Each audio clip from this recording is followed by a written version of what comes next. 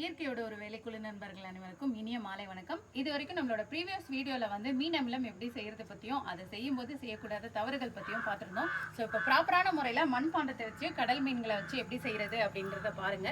இதுக்கு வந்து நாங்கள் ஒரு 15 லிட்டர் பிடிக்கிற அளவுக்கான மண்பானை எடுத்திருக்கோம்.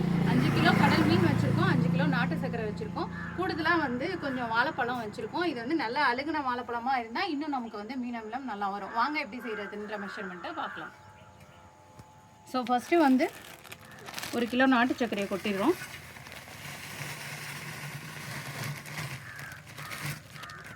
இதை நல்லா பரப்பி விட்டுருங்க. அதுக்கு தகுந்த மாதிரி 1 கிலோ மீனை வந்து நம்ம போட்டுறோம். இது வந்து கடல் மீனாக இருக்கிற மாதிரி பார்த்துக்கோங்க. நிறையா பேர் மீன் அமிலம் செய்யும்போது மீன் கழிவுகள் தான் போடணும், அதான் பெஸ்ட்டாக இருக்கும் அப்படின்றாங்க. அது கிடையாது. இந்த மாதிரி முழு கடல் மீன்களாக போடும்போது தான் வந்து இது வந்து நல்லா வாழைப்பழத்தோடையும் அந்த நாட்டு சர்க்கரையோடையும் நல்லா நொதிச்சு நமக்கு வர மீன் அமிலம் வந்து நல்ல அமிலமாக கிடைக்கும். ஸோ இந்த மாதிரி நல்லா பரப்பிடுங்க.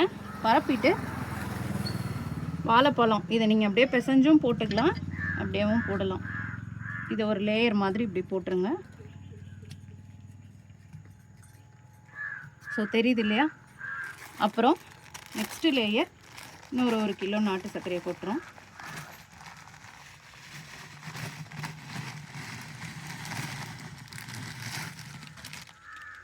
நல்லா பரப்பி விட்டுறோம்.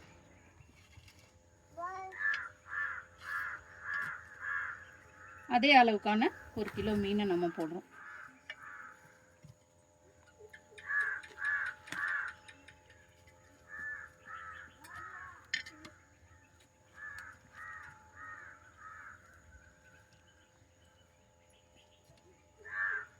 இப்போ அதே அளவு பழம்.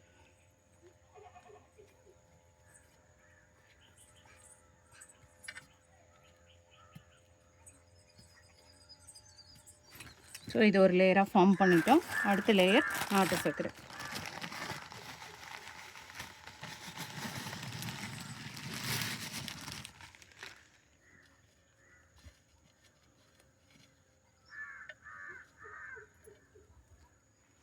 அடுத்த லேயர் மீன் போட்டுறோம்.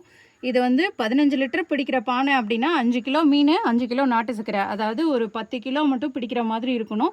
மீதி 5 கிலோ அளவுக்கு வந்து நீங்கள் ஃப்ரீயாக விட்டுறணும். அப்போ தான் அந்த உள்ளே இருக்க மீன், நாட்டு சர்க்கரை, பழம் வந்து நொதிச்சு உங்களுக்கு கேஸ் ஃபார்ம் ஆகி வரும்போது பானை வந்து வெடிக்காமல் இருக்கும். இதை வந்து 45 நாளுக்குள்ளே நல்லா வந்து டைட்டாக கட்டிடணும். ஒரு துணியோ இல்லை வேறு ஏதாவது ஒரு பிளாஸ்டிக் கவரோ போட்டு நல்லா காற்று போகாத அளவுக்கு கட்டிடுங்க.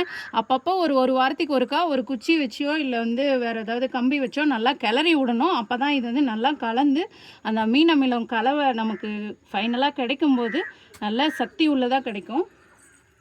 ஸோ இப்போ லேயர் கம்ப்ளீட் பண்ணிடலாம்.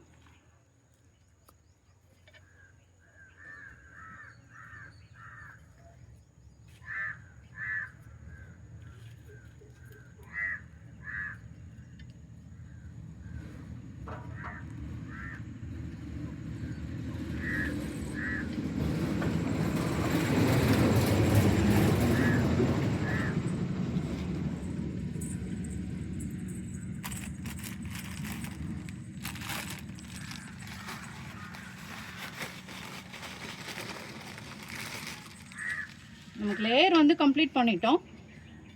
ஸோ இவ்வளோ நாங்கள் வந்து ஒரு 5 லிட்டர் அளவு பிடிக்கிற மாதிரி கேப் விட்டுருக்கோம். இப்போ இதை நல்லா கட்டி வச்சுருறோம். இன்னும் ஒரு 45 நாள் கழித்து உங்களுக்கு நாங்கள் அப்டேட் பண்ணுறோம். அப்பப்போ அந்த கிளறதையும் வந்து நாங்கள் உங்களுக்கு வீடியோவாக அப்டேட் பண்ணுறோம். கூடிய சீக்கிரத்தில் ஒரு 45 டேஸில் உங்களுக்கு சூப்பரான மீன் அமிலம் தயாராகிடும். அதை எப்படி வந்து நம்மளோட மரங்களுக்கு பயன்படுத்துறது அப்படின்றத வந்து இனி வரப்போகிற வீடியோவில் சொல்கிறோம். அது வரைக்கும் எங்களோட இணைஞ்சிருங்க. நன்றி.